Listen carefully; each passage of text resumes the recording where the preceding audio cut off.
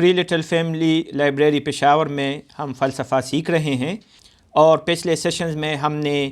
افلاطون کی تحریر کردہ کتاب ریپبلک یا جمہوریہ پڑھنا شروع کیا ہے۔ اس کتاب میں کل 10 ابواب یا کل 10 بکس شامل ہیں، جس میں سے ہم پہلے 7 بکس پڑھ چکے ہیں۔ آج ہم بک 8 اور بک 9 پڑھ رہے ہیں۔ اس کتاب میں سقراط اپنے شاگردوں اور دوستوں کے ساتھ مکالمہ کرتا ہے، جس میں ایک ریاست کا خاکہ پیش کیا جاتا ہے، اور اس ریاست میں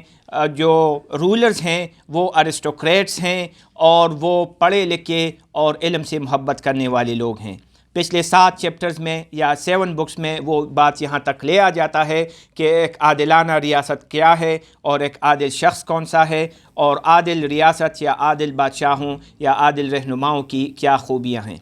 بک 8 میں سقراط یہ کہتا ہے کہ چونکہ ہر سسٹم ایک جب اپنے کلائمیکس تک پہنچ جاتا ہے تو اس کا گرنا جو ہے وہ محال ہے، اور وہ ایک دن آئے گا کہ اس سسٹم میں جو ہے خرابیاں پیدا ہوں گی اور وہ انحطاط کا شکار ہوگا۔ سقراط کہتا ہے کہ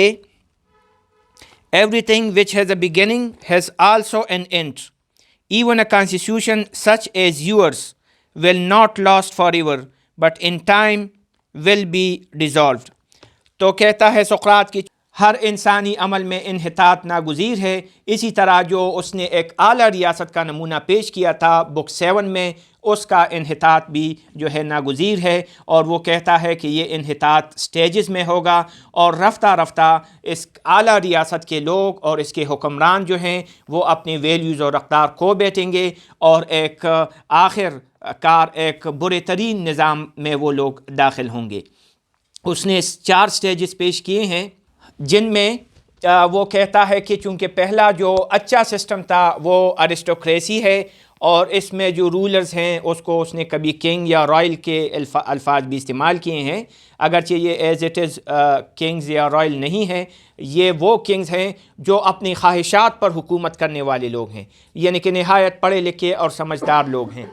تو یہ ایک اچھی ریاست کا خاکہ تھا، بک 7 تک یہ اس نے پیش کیا ہے۔ اب وہ کہتا ہے کہ یہ سٹیجز میں یہ ریاست جو ہے یہ انحطاط کا شکار ہوگی، اس طرف جو ہے یہ سسٹم ہے اور یہ کرسپونڈنگ مین ہے۔ اگر ارسٹوکریسی ہے تو اس میں لوگ جو ہیں وہ پڑھے لکھے ہیں، اور وہ 3 قسم میں اس نے جو روح کو دیا ہے، ڈسٹریبیوٹ کیا ہے، وہ اس میں شامل ہے۔ اب جو دوسرا درجہ ہے وہ ہے ڈیموکریسی۔ ڈیموکریسی جو ہے یہ آنر ڈریون گورنمنٹ لوگ ہیں اس میں، اور یہ وہ گورنمنٹ ہے جو آنر لونگ گورنمنٹ ہوگی۔ اور اس کے بعد ڈیٹیل میں ابھی پڑھتے ہیں، اس کے بعد گریجولی یہ ڈیموکریسی جو ہے یہ اولیگارکی تک آ جائے گی، اور اولیگارکی سے مراد ہم چند سری حکومت سے کر سکتے ہیں، جس میں چند لوگ حکمران بنتے ہیں، اور وہ چند لوگ یعنی کہ امیر ترین لوگ اس میں حکومت کرنے کے اہل ہوں گے۔ اس کا جو کرسپونڈنگ مین ہے، یعنی کہ جو سٹیزن ہے اس ریاست کا، وہ کیا ہے؟ وہ نیسیسری ایپیٹائٹ کے پیچھے لگا ہوا ہے، یعنی کہ اپنی خواہشات کو، اپنی نیسیسری خواہشات کو وہ ہر حالت میں پورا کرنا چاہتا ہے، اور وہ اس کو جو ہے اس کے لیے تگ و دو کرتا ہے، اور پرائیویٹ پراپرٹی کی یا پرائیویٹ اونرشپ کی جو ہے اس میں آغاز ہو جاتا ہے۔ پھر بات جو آگے اور بھی گر جاتی ہے اور ڈیموکریسی تک آ جاتی ہے، چونکہ ہم جانتے ہیں کہ افلاطون، سقراط اور یہ لوگ ڈیموکریسی کو اچھی نظر سے نہیں دیکھتے تھے۔ کئی وجوہات ہیں اس کے لیے، بہرحال اس وقت کی ڈیموکریسی ان کی نظر میں اچھی نہیں تھی، تو یہ کہتے ہیں کہ ڈیموکریٹک سسٹم میں جو کرسپونڈنگ سٹیزن ہوگا وہ ان نیسیسری ایپیٹائٹ کے پیچھے لگ جائے گا۔ یہ اس لیے بہتر ہے بنسبت کہ یہ نیسیسری چیزوں کو مانگ رہا ہے، اور یہ پھر ان نیسیسری جس طرح عیاشی یا غیر ضروری چیزوں کے اس میں یہ پڑ جائیں گے یہ لوگ، اور ڈیموکریسی میں بہت تقریباً تمام لوگ حکمران ہوں گے، جو اولیگارک ہیں وہ نکال لیے جائیں گے ان اسٹیٹ سے، اور جو بقایا جو لوگ ہیں، جو غریب متوسط لوگ ہیں، وہ تمام کے تمام حکمران بن جائیں گے۔ اس میں کیا خامیاں ہیں وہ ان کی کتاب سے پھر پڑھ لیتے ہیں۔ پھر کہتا ہے سقراط کے آخر میں جو سسٹم آئے گا وہ ٹیرنی ہوگا، اور اس کا جو ٹائرنٹ مین جو ہے وہ ان لافل ایپیٹائٹ کے لیے بھی جو ہے وہ جد و جہد کرے گا. مطلب یہ ہے کہ اب خون خرابہ اور ڈاکہ اور چوری کی بات آ جائے گی اور معاشرہ جو ہے وہ اپنے اختتامی درجے تک پہنچ جائے گا. یہ تین جو ہیں سسٹمز اس نے بک 8 میں ڈیفائن کیے ہیں. ٹیرنی کو بھی اس نے بک 8 میں بیان کیا ہے. البتہ جو ٹائرنٹ مین ہے وہ اس نے بک 9 میں ایکسپلین کیا ہے. تو یہ دو چیپٹرز تقریباً ایک جیسی باتوں کو ڈسکس کرتے ہیں اور ابھی ہم اس کو آگے ڈیٹیل میں پڑھتے ہیں کہ اس نے اس کی وضاحت کس طرح کی ہے. خاص کر جو ڈیموکریسی سے اولیگارکی تک بات آتی ہے، اگر ہم صرف یہ بھی پڑھ لیں کہ سقراط نے کس طرح اپنا ڈائلیکٹکس کا یا منطقیانہ طرز اپنایا ہے اور اس میں اس بات کو ثابت کیا ہے کہ کس طرح یہ نظام گرتا ہے، اور مثالیں دے کر اور وضاحتیں کر کے وہ اس نتیجے پر پہنچتا ہے. ہم یہ بھی جانتے ہیں کتاب پڑھتے ہوئے کہ پہلے جو 2 چیپٹرز ہیں اس میں کچھ ایسے اس مکالمے میں کچھ ایسے لوگ بھی شریک ہیں، یعنی کہ بولنے کی حد تک شریک ہیں، جو سقراط سے ڈس ایگری کرتے ہیں. لیکن بقایا جو چیپٹرز ہیں، خاص کر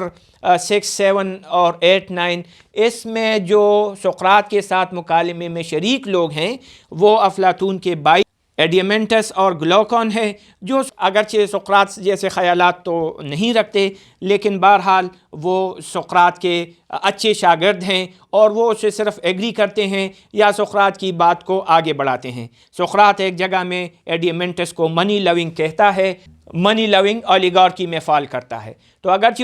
ان کی سوچیں سقراط سے مختلف ہیں لیکن وہ بڑے ہونہار شاگردوں کی طرح سقراط کے ساتھ تکرار نہیں کرتے اور یوں بات جو ہے آگے بڑھتی ہے. اور ٹیرنی اور ٹائرنٹ کے ڈیفینیشن کے بعد ہم بک 10 میں داخل ہوں گے جس میں پوئٹری اور پوئٹس کے بارے میں کہا گیا ہے. وہ انشاءاللہ ہم اگلے سیشن میں پڑھیں گے. ایرسٹوکریسی کو ان میں سے جو آپ نے دیے ہیں جی کورسپونڈنگ مین یا مین، تو کن کے ساتھ ہم وہ لنک کریں گے کہ کون لوگ اس کو سپورٹ کرتے ہیں ایرسٹوکریسی کو؟ ایرسٹوکریسی تو بک 7 تک ہم پڑھ چکے ہیں اور اس میں اس نے 3 کلاسز میں سوسائٹی کو ڈیوائڈ کیا ہے. جو لوور لوگ ہیں وہ ایپیٹائٹ میں اس نے رکھا ہے، اگرچہ وہ کہتا ہے کہ اس کا ایگزیکٹ نام ایپیٹائٹ نہیں ہے لیکن وہ جنریشن میں کام کرتے ہیں. مطلب ہے کہ ٹریڈرز ہیں، بزنس مین ہیں، شاپ کیپرز ہیں اور اینیمل ہسبینڈری والے ہیں، تو یہ ایپیٹائٹ والے ہیں. اور پھر اس سے بڑھ کر جو ہیں جو ٹرین شدہ ہیں وہ لوگ جو ہیں وہ اپنے سولجرز ہیں یا آگزیلریز کا کلاس اس نے کہا ہے. اور ٹاپ پہ ہمارے گارڈینز ہیں. تو یہ سوسائٹی تو 3 اس پہ مشتمل تھے. اور سقراط یا افلاطون کا قلم یا سقراط کی زبان یہ بات ہمیں باور کراتی ہے اس کتاب میں کہ کامیاب سوسائٹی وہی ہے جس میں ہر آدمی وہ کام کرے جو اس کو اچھا آتا ہو. تو اس سوسائٹیوں میں پھر ایسی چیزیں ہیں کہ تمام کام ایک جیسے لوگ کرنے لگ جاتے ہیں. مثال کے طور سے ابھی ہم پڑھ بھی لیں گے لیکن وہ اولیگارکی میں کہتا ہے کہ شپ کا پائلٹ وہ بنے گا جس کے پاس زیادہ دولت ہے. اب اس پر وہ نہیں بنے گا کہ اس کی ٹریننگ کیا ہوئی ہے، تو دولت کے سہارے وہ جو ہے شپ کا پائلٹ بن سکتا ہے. اسی طرح ڈیموکریسی میں اس نے تو نہیں کہا، میں کہہ دیتا ہوں ڈیموکریسی میں شپ کا پائلٹ وہ بنے گا جس کو زیادہ لوگ سپورٹ کریں گے. تو اس جیسی چیزوں کو اس نے مختلف اگزامپلز دی ہیں. اور چونکہ گریس ایک جزائر پر مشتمل ملک ہے، مختلف جزائر پہ چھوٹے چھوٹے جزائر سٹی اسٹیٹس تھے، تو ان لوگوں کے سامنے بہت سے سسٹمز موجود تھے. یعنی کہ یہ ایرسٹوکریسی بھی موجود تھی ان کے سامنے، کسی سٹی اسٹیٹ میں ڈیموکریسی بھی موجود تھی، اولیگارکی بھی موجود تھی. تو اس وجہ سے ان کو یہ سسٹمز ڈسکس کرنا آسان تھا. دوسری جزائر والی آئی لینڈ والی بات اسی بھی ہے کہ سقراط بارہا اپنے ایگزامپلز میں شپس اور اس کے پائلٹ کی مثال دیتا ہے. چونکہ یہ لوگ شپ اور اس کے پائلٹس کے اس کے ساتھ آشنا تھے تو لہٰذا ان کو اس جیسی ایگزامپلز دینا جو ہے بہت آسان تھا. سقراط یہ سمجھتا ہے کہ ایرسٹوکریسی سے ڈیموکریسی تک جو گراوٹ ہے سسٹم کا اور سوسائٹی کا، وہ درجہ بدرجہ ہو رہا ہے، اور وہ یہ کہتا ہے کہ کچھ ایسے لوگ آ جائیں گے کہ وہ علم العادات کو پس پشت ڈالتے ہوئے رولرز کا انتخاب کریں گے۔ چونکہ افلاطون جو اس کتاب کا مصنف ہے وہ فیثاغورس سے بڑا متاثر ہے، تو وہ یہ کتاب میں اس بک 8 میں کچھ ایسے عادات دیتا ہے کہ یہ عادات جو ہیں یہ اچھے ہیں رولرز کے لیے، اور دیگر عادات جو ہیں وہ اچھے نہیں ہیں۔ تو پھر آگے بات بڑھاتا ہے سقراط کے ذریعے کہ کچھ ایسے لوگ حکمرانی میں آ جائیں گے کہ وہ عادات کو پس پشت ڈالتے ہوئے بچوں کی پیدائش اور ٹریننگ کا انتظام کریں گے، جس سے کچھ اچھی نسل جو ہے وہ آگے نہیں آئے گی۔ میں آپ کے لیے اس کے کتاب سے چند ایک سینٹنسز پڑھ لیتا ہوں کہ انہوں نے ایگزیکٹ کیا لکھا ہے۔ کہتے ہیں کہ when your guardians are ignorant of the law of births and unite bride and bridegrooms out of season, the children will not be goodly or fortunate, and though only the best of them will be appointed by their predecessors, still they will be unworthy to hold their father's place, and when they come into power as guardian, they will soon be found to fail in taking care of us۔ مطلب یہ ہے کہ وہ عادات جو اس نے پہلے بیان کیے ہیں اس کا خیال نہیں رکھا جائے گا، اور کچھ کمزور قسم کے بچے، ذہنی طور سے کمزور قسم کے بچے آئیں گے، اور وہ اپنے والدین کی جگہ جب لیں گے تو وہ اس جیسے ثابت نہیں ہوں گے جو ان کے والدین ہوں گے۔ پھر اس میں یہ سقراط یہ بھی کہتا ہے کہ اس جو نوجوان ہے اس پہ ایک طرف اپنی ماں کا جو ہے ایک طرف اس پر اپنی ماں کا اثر ہے جو اس کو یہ باور کراتی ہے کہ تمہارا باپ جو ہے وہ اس نے کوئی دولت یا شان و شوکت نہیں بنائی، تم کچھ دولت بنا دو۔ ساتھ میں افلاطون سقراط کے منہ سے یہ بات ہمیں بتاتا ہے کہ ساتھ میں اس کے جو سرونٹس ہیں جو سال ہر سال سے اس کے ساتھ رہ رہے ہیں وہ بھی اس کو یہ بات سمجھا رہے ہیں کہ دولت کی پیداگیری جو ہے وہ کامیابی ہے۔ تو یہ یوتھ جو ہے یہ پزل ہو جاتا ہے، ایک طرف اس کو ارسٹوکریسی کی تربیت دی جا رہی ہے، دوسری طرف اس پہ سوسائٹی میں مدر یا سرونٹس یا دیگر لوگوں کا دباؤ دولت کے لیے ہے، وہ بیچ میں سے کچھ کمپرومائز کر دیتا ہے جو ٹیرنی کی شکل میں آ جاتا ہے، اس پر دباؤ ہے اور وہ بیچ کا کوئی راستہ اپنا دیتا ہے اور وہ ڈیموکریسی کا راستہ ہو جاتا ہے۔ آئیے پڑھتے ہیں کہ کتاب میں اس نے کس طرح اس کو بیان کیا ہے۔ یہی باتیں اب کتاب سے پڑھ لیتے ہیں کہ سقراط اس کو کس طرح بیان کرتا ہے۔ لکھا ہے The character of the son begins to develop when he hears the mother complaining that her husband has no place in the government, and she says to her son that his father is only half a man, and adding all other complaints about her own ill treatment which women are so fond of rehearsing۔ تو اس کی ماں اس کے سامنے اپنی تکلیفات بیان کرتی ہیں اور یہ بچے کے ذہن پہ اثر ڈالتی ہے۔ ساتھ میں اینڈ دا اولڈ سرونٹس جو اس کے ساتھ عرصہ دراز سے رہ رہے ہیں، they also talk privately in the same strain to the son, they tell the youth that when he grows up he must be more of a man than his father۔ تو اسی طرح اس کے سرونٹس بھی اس پہ دباؤ ڈالتے ہیں۔ یہ سینٹنسز میں نے چیدہ الفاظ پڑھے ہیں، ادروائز یہ پورے پیراگراف سے جو ہیں وہ لیے گئے ہیں۔ بچہ کشمکش میں ہے، ایک طرف اس پر باپ کی پرورش کا اثر ہے اور دوسری طرف سوسائٹی کا۔ تو سقراط کہتا ہے کہ while his father is watering and nourishing the rational principle in his soul, the others are encouraging the passionate and appetitive, and he being not originally of a bad nature, but having kept bad company, is at last brought by their joint influence to a middle point۔ باپ کی پرورش اور لوگوں کے دباؤ کی وجہ سے وہ مڈل پوائنٹ پر آ جاتا ہے and becomes arrogant and ambitious۔ Then we have now the second form of government and the second type of character۔ Democracy کے بعد جو نچلا درجہ ہے گورنمنٹ کا اس کو اس نے اولیگارکی کہا ہے، اور اولیگارکی کی وہ ڈیفینیشن کرتا ہے کہ a government resting on valuation of property in which the rich have power and the poor man is deprived of it. مطلب کہ اس میں حکمرانی حاصل کرنے کے لیے دولت مند ہونا بہت ضروری ہے، اور زیادہ سے زیادہ دولت حاصل کرنا اس سوسائٹی کا مقصد بن جاتا ہے۔ یہی چیپٹر پڑھتے ہوئے ہم اگر اپنے موجودہ یا اپنے ماضی پر نظر ڈالیں تو ہمیں اس چیپٹر میں بہت کریکٹرز نظر آ جاتے ہیں اپنے ارد گرد، جو یا اولیگارک ہیں یا وہ اولیگارک بننا چاہتے ہیں یا وہ اولیگارکی کی طرف جا رہے ہیں۔ سقراط کہتا ہے کہ اولیگارک سسٹم میں 5 خامیاں پیدا ہوں گی، اور وہ ان 5 خامیوں کو بیان کرتا ہے کہ ایک تو انتہائی دولت مند لوگ اس میں حکمرانی کریں گے، دوسرے میں یہ کہتا ہے کہ شہر یا شہری ریاست 2 طبقوں میں بٹ جائے گی، ایک جو ہے وہ انتہائی دولت مند لوگ اور دوسرے جو ہیں وہ غریب لوگ۔ تیسرا جو ہے یہ ریاست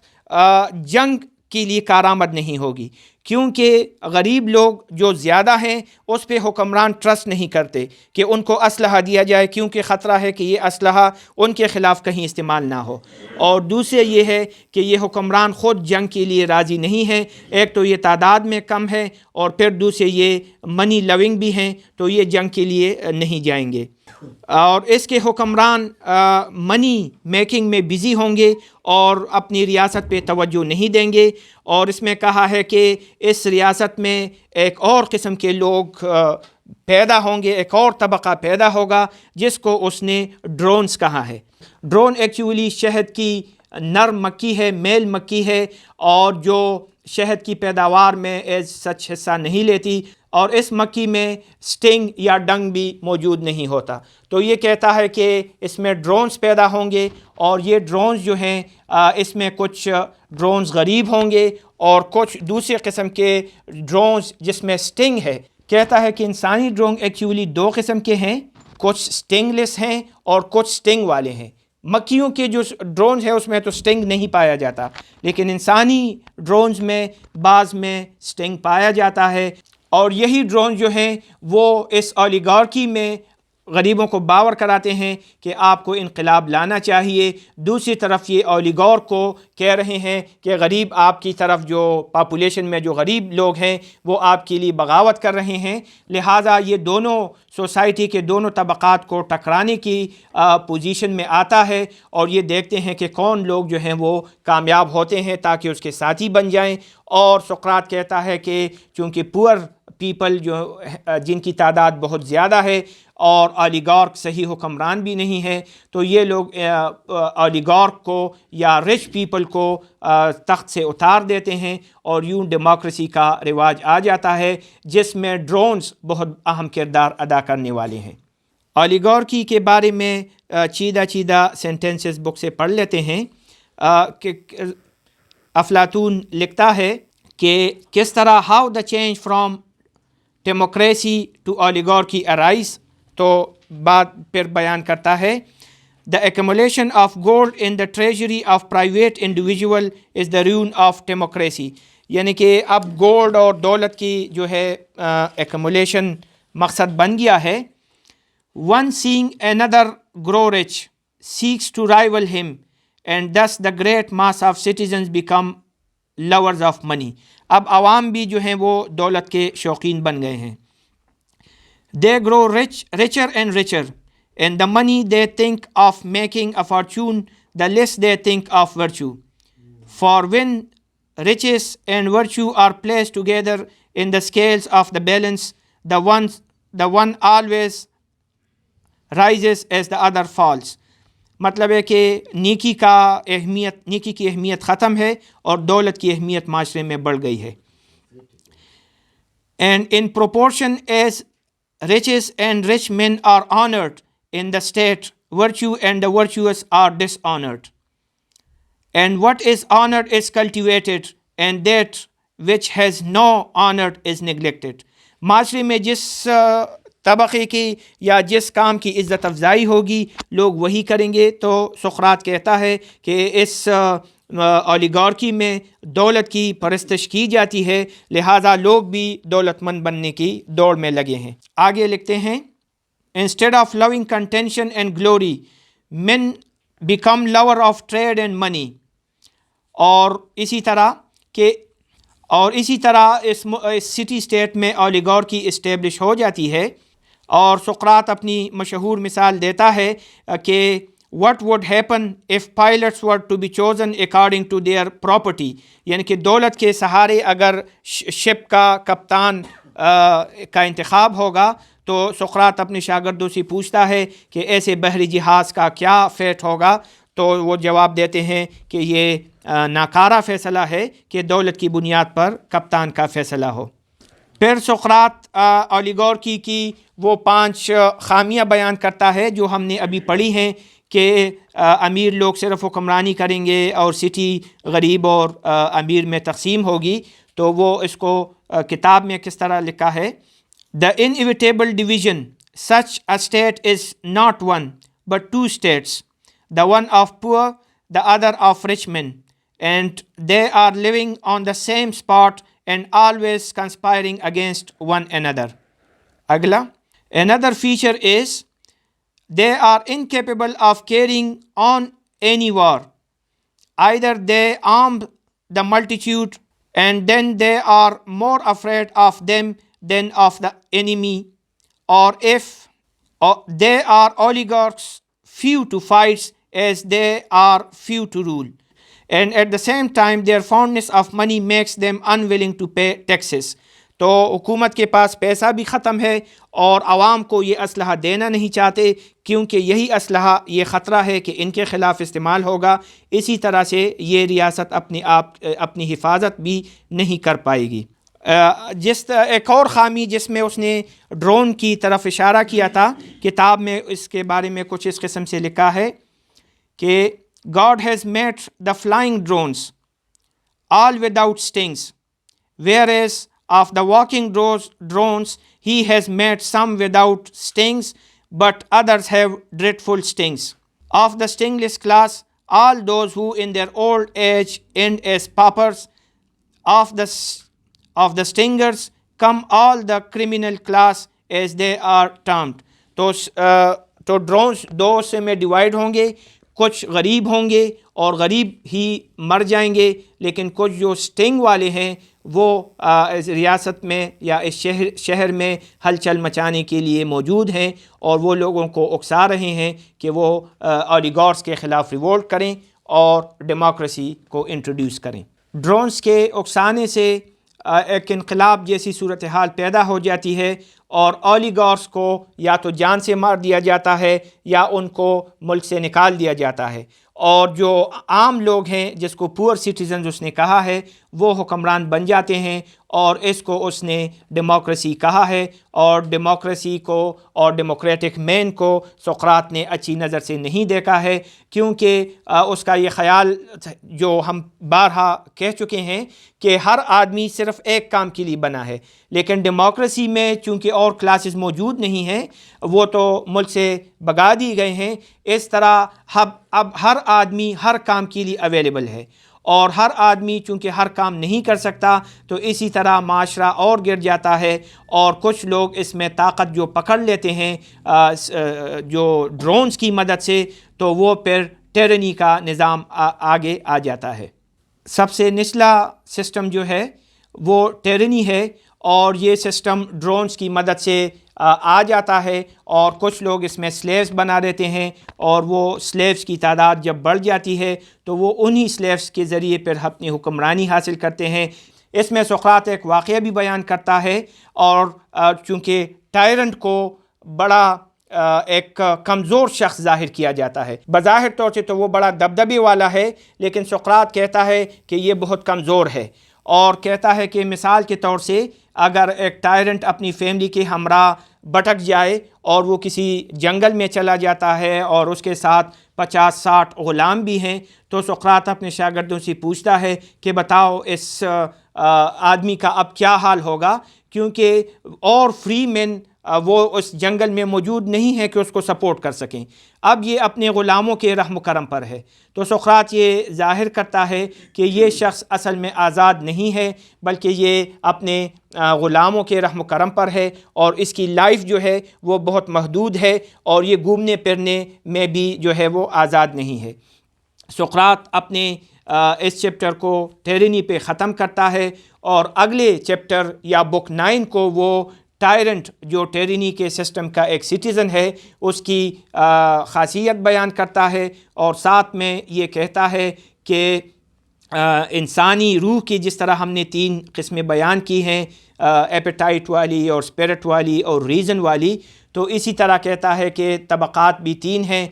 اور سقراط اپنی کتاب اپنے اس باب کو اس بات پہ ختم کرتا ہے کہ جو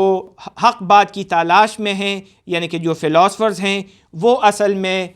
خوش قسمت ہیں اور وہ مسرت سے لطف اندوز ہو سکتے ہیں. دوسری جو کلاسز ہیں ان کی اپنی مسرتیں ہیں، لیکن جو فلاسفرز کو جو مسرت میسر ہے، دوسری لوور کلاسز کی جو مسرتیں ہیں وہ فلاسفرز کے مسرت کے سامنے ہیچ ہیں، اور وہ اپنی منطقیانہ دلائل سے اس بات کو بڑی تقویت دیتا ہے. مزہ تب آئے گا جب اس کتاب کو پڑھا جائے. ریپبلک کا صرف آخری بک ابھی ہمارے پڑھنے کے لیے رہتا ہے. بک 10 اب انشاءاللہ اگلے سیشن میں پڑھیں گے. تب تک کے لیے اجازت دیجیے گا. خدا حافظ.